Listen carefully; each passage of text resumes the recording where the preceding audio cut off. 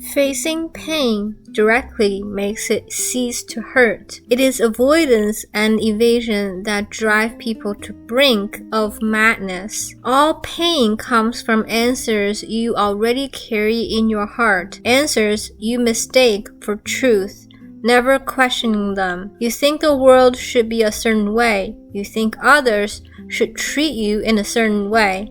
You think people should follow your way of doing things. You think the government should act in a certain way. You think a teacher should behave in a certain way. You think parents should be a certain way. You think children should be a certain way. You think your company supervisor or boss should be a certain way, but they're not. And when you can neither escape nor change it, you must face it, and so you edge toward collapse. You suffer greatly, you have nowhere to run. Some people unable to bear it, taking their own lives, breaking down, or going insane. If your heart is full of fixed ideas and self-righteous answers, yet you have never deeply examined or reflected on them, you will carry these truths like shackles. No matter what environment, what world, or what land you find yourself in, you will be in pain. Even in a paradise of ultimate bliss, you will be dissatisfied. In hell, you will resent hell. In heaven, you will resent heaven. You will be dissatisfied with yourself, dissatisfied with society. If you are dissatisfied, refuse to accept. You cannot escape. You will suffer. You will live in a true purgatory. The real problem of this world lies within your ego, within the truth you think you hold. Your answers are simply your desires. How can you be satisfied? Only if you get what you want. But the chance of that is low, because in life, 8 or 9 out of 10 things go against our wishes. So you are destined to be unsatisfied and thus destined to suffer. The less you get, the more you crave. If you cannot get it in this life, you carry it into the next. This is the root of reincarnation. Even when you do get it, you will not be satisfied because desire is like a drug, addictive and escalating. I am not asking you to believe this with your intellect. I want you to verify it with your life. Pursue what you desire with all your strength. Even though you may not fulfill every wish, choose something you care deeply about and throw yourself into achieving it.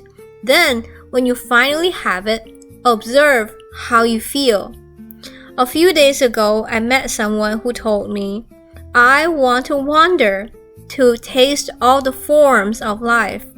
I want to work on a fish boat with no pay, just to experience it.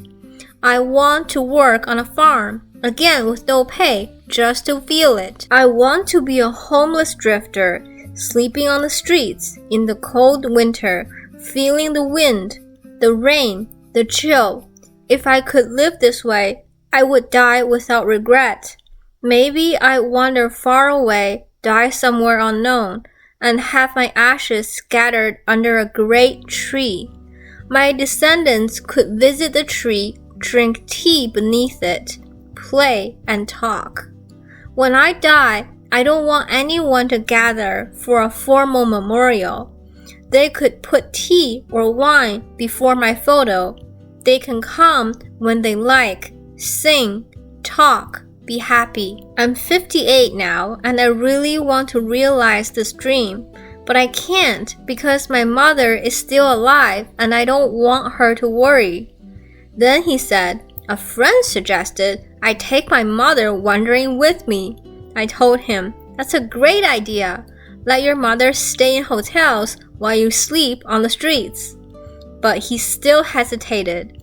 I told him, if you have a dream, go and realize it quickly. Only by fulfilling it can you truly feel the emptiness that follows and find a deeper peace within. Don't delay, or you will miss a chance for transformation and growth. This man's soul yearned for spiritual freedom, and because he longed for it so much, he suffered greatly. The pain of life comes from accepting the answers you have inherited about life without having the ability to question them. You cling to illusions disguised as truth. The answers you carry can dissolve only if you have the ability to question, to examine deeply what your life truly needs, rather than merely accepting desires and supposed truths. These desires are not the root of your suffering, born from loneliness and emptiness, spawning unrealistic dreams that cannot cure your pain. You mistake these dreams for a cure, a kind of morphine. Is it really so beautiful to have dreams?